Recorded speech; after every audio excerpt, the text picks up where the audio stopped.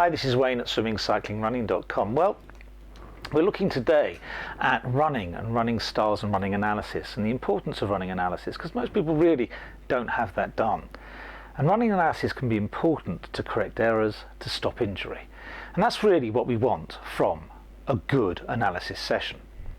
When you have running analysis done, it's very important to go at different speeds, slow, medium, fast, because your form is going to change as you go from slow to medium and fast. But there's another thing you need at the same time. You need to have slow motion photography, because it's only by using slow motion photography that you actually see each footfall at 30 frames a second or even 60 frames a second. The action is so fast when you're running that you actually miss vital elements of your run technique that can be important either to correct or to enhance.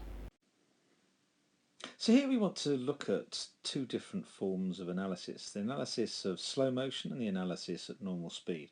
We're going to run this at slow motion, but it's a normal speed video. And you can see things are slightly blurred, and even if we take it really slow, you can see things jump around a little bit. And although we think we can see a heel strike and a drive off, and you can see that drive off really well, if we take it to normal speed, you'll see it's slightly blurred, not quite as good as it potentially could be. Now let's take that same runner, and we've got a slightly smaller screen size, but we're running in slow motion. When you do run in slow motion, you do get a slightly smaller screen size. And you can see everything's just that little bit smoother. If I stop it and slow it down and do it step by step, we can see we've really got dramatically good frame by frame analysis that we can do. So we know his heel striking, we know that's out in front, but as we speed it up and come level, then we get the heel strike fairly flat footed on the right foot, and then drives off the toe off. You can see that toe off is definitely there. On the left foot, a definite heel strike, the knees quite together, and then once again a drive off. But everything is much smoother when we take this at 220 frames a second as opposed to the normal 30 frames per second. And here's the other speed, and it might be difficult initially to actually see any difference between one running form and another. But there actually is a difference. It's very subtle. If you look at his footfall on this run, he's actually coming in slightly flatter footed on his right foot, and he's extending more on the toe off. Also, his foot, his recovering foot, is actually coming up higher when he's running faster, and this is actually the faster run. So you can see keeping the leg slightly bent, and that's the footfall, which is fairly flat-footed. Toe off really driving through.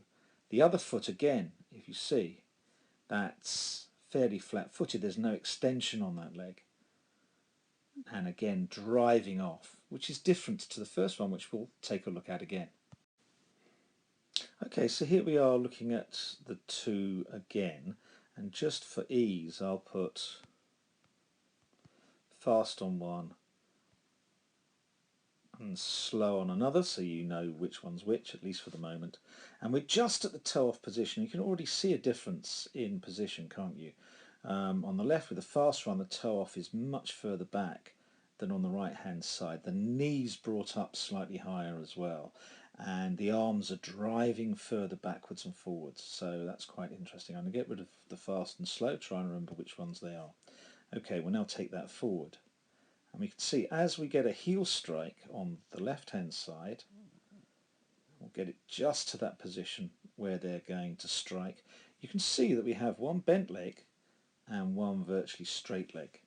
And that's a difference between running slowly and running fast. Now, often happens with runners that you have a heel strike and a slightly flatter strike when you're trying to run fast. And the reason for that is that you're actually trying to pull that leg through really swiftly there, whereas you're prepared to sink into the ankle there a bit on the slower run. So let's just take that forward. So you see that fairly flat on the left hand side, and on the right we're sinking into that ankle and then taking it up again. You can see that drive off. If I take that right hand one, you can see that the left hand actually has much more drive from it than the right one. So there's a good example of why we want to see different speeds when we run, because we have slightly different forms. The iPad is a fantastic tool for analysis. The programs that you get in there can be absolutely free, the apps, and for a little bit more you can actually get much better programs or programs with additional facilities, but you don't need those facilities necessarily to do the analysis. That's the starting point. However, looking at yourself is not always the best way to do it. You often want someone else to look at you that is dispassionate, if you like, that isn't looking for what you think you might be looking for. So analysis is a tool that's hugely important, and running for you should certainly encompass drills, uphills, downhills, fast and slower efforts. The faster efforts should never be minimized, because using faster efforts you generally replicate better form than you do when you're running slowly. So the more you run fast, the more you're going to be running with good form, and that's hugely important for your muscle memory. You want your muscle memory to remember how you run well. Analysis is important for everyone, and if you look up there, just there, that's our telephone number. You can contact us and we can help you. We can set up an analysis session for swimming or for running. Cycling's a little bit more difficult because you need an enclosed space, but that's not impossible. We can do that too. If you want to look at our website, there's a link just there, and you can click through. There's lots of useful information, and hopefully you can get some help there too. Well, it's been great speaking to you.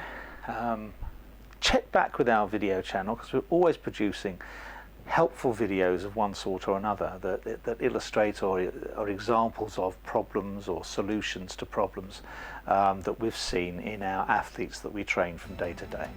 Okay, keep well. Enjoy your training, enjoy your racing. Have fun. Bye.